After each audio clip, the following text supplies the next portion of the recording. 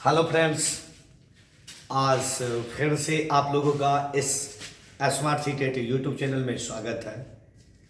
तो मेरे भाई, आज फिर से इस वीडियो में हम आप लोगों को कुछ हिंदी के क्वेश्चन से अवगत करवाएंगे, रूबरू करवाएंगे। तो मेरे भाई, बिना समय गवाए आज हम लोग प्रीवियस ईयर जो पिछली बार ऑनलाइन एग्जाम हुआ था उसके 4 तारीख के क्वेश्चनों की बात करेंगे। ठीक है, तो मेरे भाई हम देखते हैं कि आज इस वीडियो में किस प्रकार का क्वेश्चन आया। चलिए, सबसे पहला क्वेश्चन है मेरे भाई आपके स्क्रीन पर।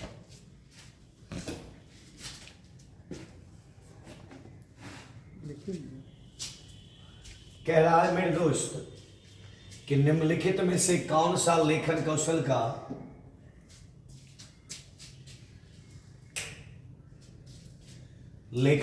का उच्चतम स्तर है। क्या कह रहा है? लेखन कौशल का उच्चतम स्तर है। ठीक है, कह रहा है सही वर्तनी, संयुक्ताक्षर लिखना, लेख लिखना, वाक्य में कठिन शब्दों का प्रयोग करना। तो भाई, लेखन कौशल का उच्चतम स्तर मेरे दोस्त सबसे पहले माना जाता है कि लेखन में सबसे महत्वपूर्ण लेखन क्या होता? तो लेखन में सबसे महत्वपूर्ण लेखन होता है अर्थपूर्ण लेखन से। क्या होता है? अर्थपूर्ण लेखन से। अर्थविहीन लेखन लेखन नहीं है। अपनी अभिव्यक्तियों को उकेर देना ही लेखन का भाग होता। ठीक है, तो या और इस प्रकार का लेखन आता है तब जब आप मौलिकता को सोचते। ठीक है, तो यहां कह रहा है सही वर्तनी। मेरे दोस्त, प्राथमिक स्तर पर वर्तनी की बात नहीं की। संयुक्ताक्षर यदि लिख दीजिएगा तो इसमें लेखन हो जाएगा यह कौन माना। ठीक है, फिर कह रहा है लेख लिखना हो सकता है, वाक्य के कठिन शब्द का प्रयोग। तो कठिन शब्द को तो आप रट के भी याद कर सकते। ठीक है, तो इसका उत्तर क्या होगा मेरे दोस्त? विकल्प नंबर सी, लेख लिखना हो जाएगा। क्या हो जाएगा? लेख। ठीक है, आगे हम लोग क्वेश्चन की बात करते हैं। अगला क्वेश्चन नंबर 107 है। फटाफट मेरे दोस्त इसका उत्तर देना। ठीक है, फटाफट उत्तर दीजिएगा। कह रहा है आप भाषा शिक्षक के रूप में पाठ सामग्री के किस स्वरूप को अपनाना चाहिए? तो कह रहा है मूर्त, विवरणात्मक और विश्लेषणात्मक हो सकता। चूंकि मेरे दोस्त कहता है कि आप मूर्त रूप से किसी भी चीजों को सीख सकते हैं। विश्लेषण दिया जाता है तो बच्चा बेहतर ढंग से समझता है। फिर कह रहे हैं अमूर्त, विवरणात्मक और विश्लेषणात्मक। मेरे दोस्त, प्राथमिक स्तर पर मूर्त होता है, अमूर्त नहीं होती। मूर्त, विवरणात्मक और अवधारणात्मक हो सकता है, लेकिन विश्लेषण से बेहतर अवधारणा होगा यह उचित नहीं है। लेकिन हम लोग उत्तर को रख सकते हैं। अमूर्त गया। अब देखिएगा, इसका उत्तर ए और सी दोनों होगा। क्या होगा? ए और सी दोनों। लेकिन सबसे बेहतर विकल्प नंबर ए है। ठीक है, इसका उत्तर मेरे दोस्त क्या होगा? ए नंबर। अगले क्वेश्चन की बात करते हैं। फटाक से बताना अगला क्वेश्चन कहता क्या है। ठीक है, फटाफट मेरे भाई बताना।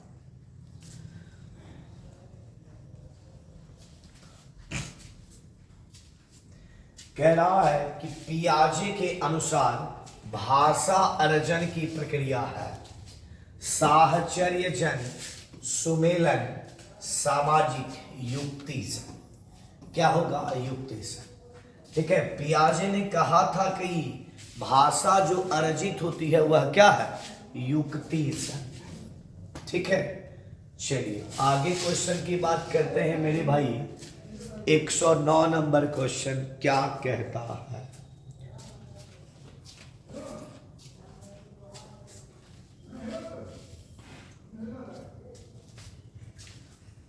एक विद्यार्थी जिसके घर की भाषा और विद्यालय की भाषा अलग अलग है, ठीक है, कह रहा है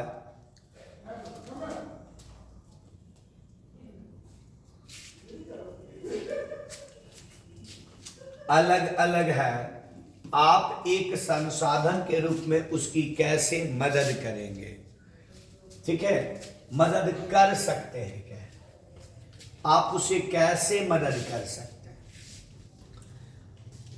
उसे कक्षा में अधिक समय और ध्यान देकर होगा। कह रहा है कि कक्षा में बहुभाषिकता को संसाधन के रूप में उपयोग करें। क्या कह रहा है, घर की भाषा और विद्यालय की भाषा अलग अलग है मेरे दोस्त, अलग तो होना ही नहीं चाहिए, घर की भाषा और स्कूल की भाषा के बीच समरूपता होनी चाहिए, जोराब होने चाहिए, लेकिन कह रहा है अलग अलग है। तो आप क्या कीजिएगा, आप सारे बच्चों की भाषा को स्वीकार कीजिए और इसको कहते हैं बहुभाषिकता, बहुभाषिक संसाधन को आप अपनाइए, तब आप बेहतर कर सकते हैं। तो इसका उत्तर मेरे दोस्त क्या होगा, बी। फिर उसको ग्रे कार से समझ का लचीलापन देकर,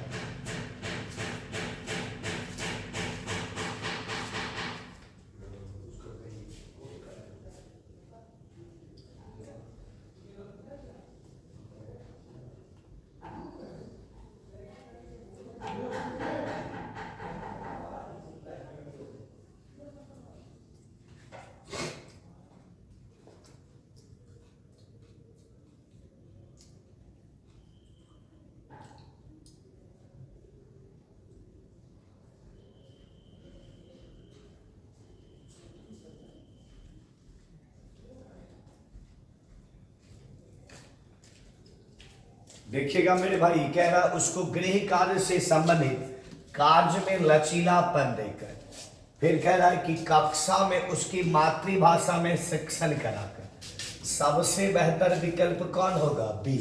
बहुभाषिकता को संसाधन के रूप में आप उपयोग कर सकते हैं, ठीक है। आगे देखिएगा, कह रहा है ट्रांस लैंग्वेजिंग, एक भाषा से दूसरी भाषा में जाना, ठीक है। क्या कह रहा है बाबू, ट्रांस लैंग्वेजिंग, एक भाषा से दूसरी भाषा में जाना के संबंध में ए और बी पर विचार करें। ट्रांस लैंग्वेजिंग बहुभाषावाद का एक लचीला स्वरूप है, एकदम कथन ठीक है। बहुभाषावाद एक लचीला स्वरूप में आता है ट्रांस लैंग्वेजिंग के तहत।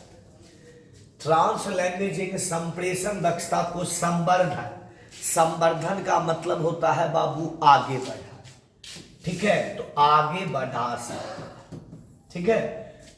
संवर्धन के लिए जानी गई भाषाओं के बीच एक भाषा से दूसरी भाषा में व्यवहार करना, यह भी कथन ठीक है।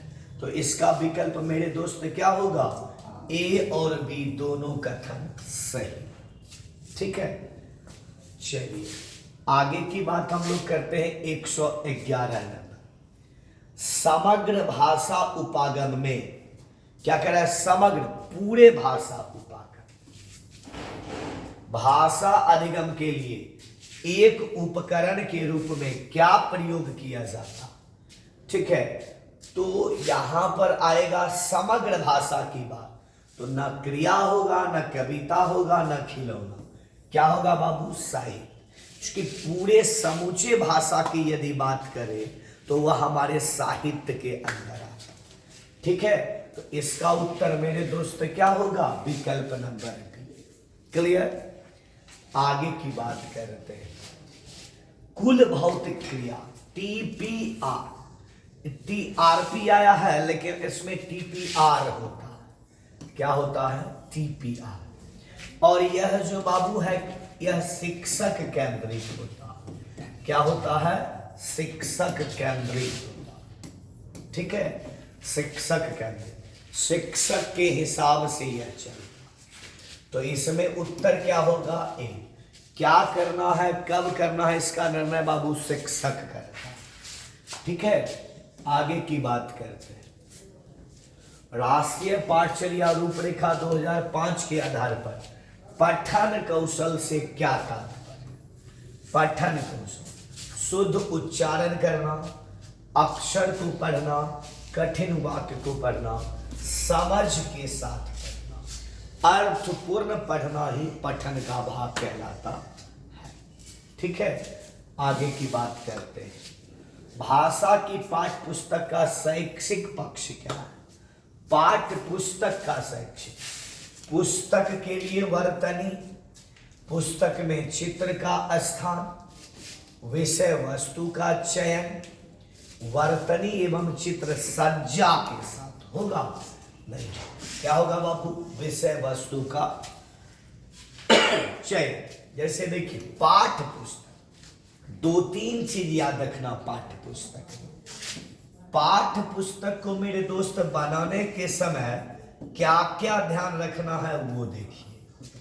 सबसे पहले मानसिक क्षमता चाहिए। क्या चाहिए? मानसिक क्षमता। दूसरा चाहिए विषय वस्तु, आखिर आप डालना क्या चाहते हैं।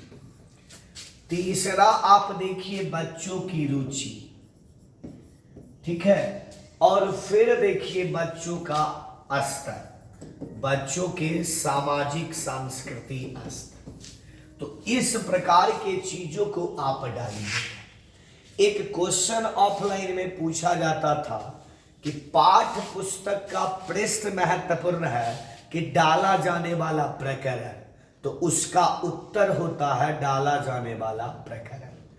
पाठ्य पुस्तक की मोटाई महत्वपूर्ण होती है कि उसमें प्रयोग किया जाने वाला भाषा, तो भाषा महत्वपूर्ण। तो यहां पर एक हम भाषा का भी मेरे दोस्त चर्चा कर सकते हैं। क्लियर? आगे की बात करते हैं। अगला क्वेश्चन मेरे दोस्त कहता है कि विद्यार्थियों को दी जा रही गतिविधियों पर विचार करें। ठीक है, निम्नलिखित में से कौन सी गतिविधि संप्रेषण कौशल विकसित करने के लिए अपनाना चाहिए?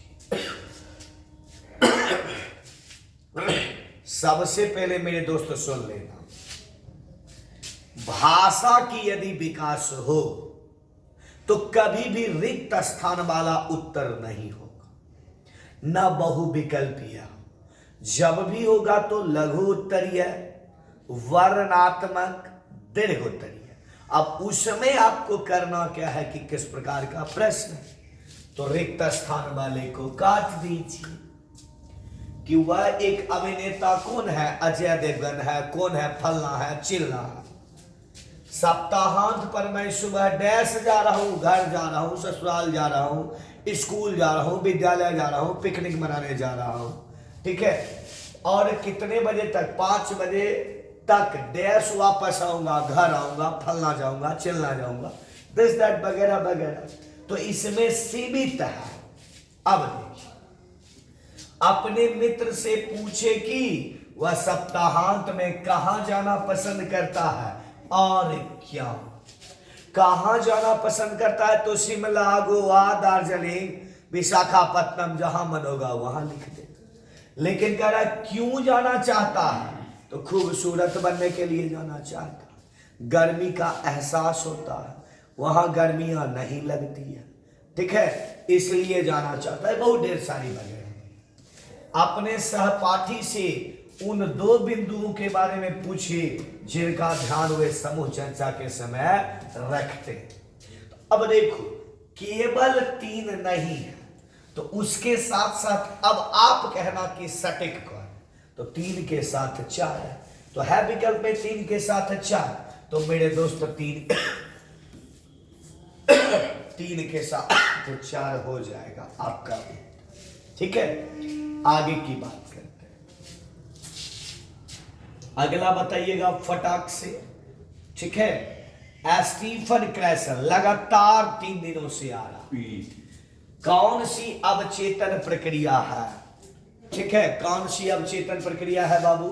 तो स्टीफन क्रैसन कहता है कि I+1। I+1 में ये है उच्च स्तर और ये है वर्तमान, और ये वर्तमान स्तर को ही कहा गया है अवचेतन। और यही मेरे दोस्त अवचेतन है अर्जुन।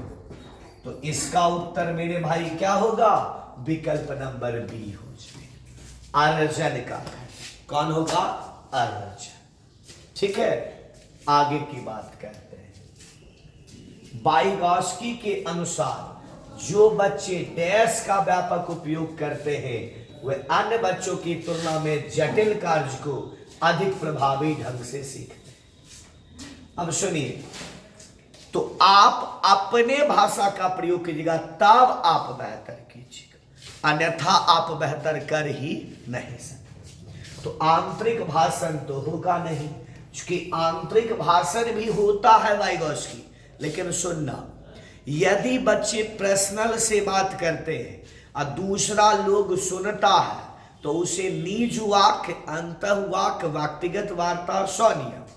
यदि दूसरा लोग नहीं सुन रहा और अपने आप से बात करते हैं तो उसे आंतरिक भाषण कहते हैं। ठीक है, अब देखिए, तो इसका उत्तर तो ये होगा नहीं, क्योंकि कह रहा है कि व्यापक उपयोग करते हैं अन्य बच्चों की तुलना में जटिल कार्य को अधिक प्रभावी। तो दूसर बच्चा के अपेक्षा बेहतर कब कीजिएगा? जब स्वयं चिंतन कीजिएगा तब। तो स्वयं से बात करना निजी भाषण है या फिर व्यक्तिगत भाषण हो। अब लफड़ा यहां है कि उत्तर सर क्या करेंगे? तो मेरे दोस्त, व्यक्तिगत वार्ता आप सुने होंगे, व्यक्तिगत वार्ता, और इसी का नाम है अंतःवाक्य, और इसी का नाम है स्वनियम, और इसी का नाम है निजवा। तो यदि हमको कहिएगा तो ये दोनों उत्तर होगा मेरे अनुसार। ठीक है, मेरे अनुसार दोनों उत्तर होगा। आयोग ने इसका सी उत्तर दिया। लेकिन मेरे भाई, जब हम लोग इस प्रकार से बात करते हैं तो इसका उत्तर व्यक्तिगत वार्ता या वार्ता की जगह पर भाषण दिया, निज वाक्य अर्थात वाक्य की जगह पर भाषण दिया, तो इसका उत्तर दोनों होगा। ठीक है, बी नंबर और सी नंबर दोनों उत्तर हो सकता है। ठीक है, आगे क्वेश्चन की बात करते हैं, जल्दी बताइएगा फटाफट। पियाजे के अनुसार भाषा का विकास डैश से डैश तक होता, निजी से व्यक्तिगत। तो निजी की बात तो पियाजे क्या नहीं, निजी की बात किया नहीं, सामाजिक की बात किया नहीं, तो होगा क्या? आत्म केंद्रित से सामाजिक। अब कहेगा कि सर यहां सामाजिक काट दिया, यहां क्यों किए? अरे भाई, सामाजिक पर भी इन्होंने जोर दिया, लेकिन पहला जोर आत्म केंद्रित है, तब सामाजिक है, इसलिए इसका उत्तर क्या होगा? विकल्प नंबर सी होगा। ठीक है, आगे की बात करते हैं। कक्षा में चर्चा के दौरान कक्षा 5 की एक विद्यार्थी भ्रष्टाचार के कारणों पर अपना दृष्टिकोण प्रस्तुत करती है।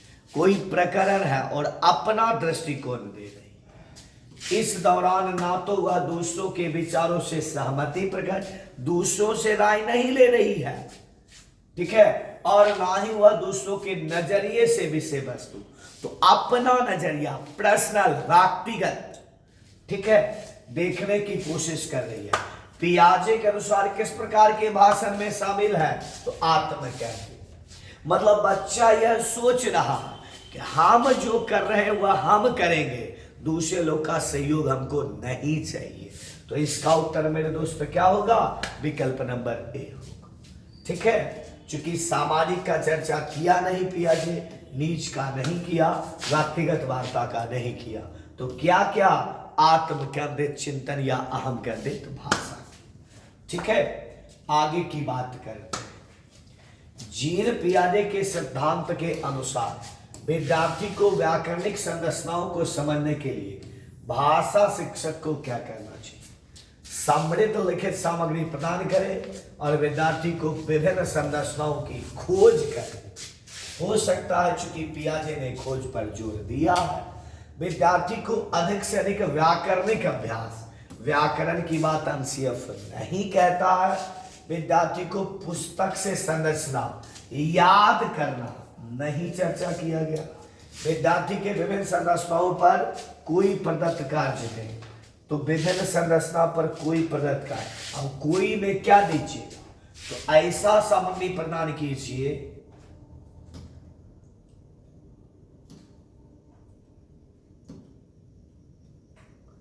मेरे दोस्त, ऐसा सामग्री प्रदान कीजिए जो क्या हो, विभिन्न संरचनाओं की खोज करने का मौका दे।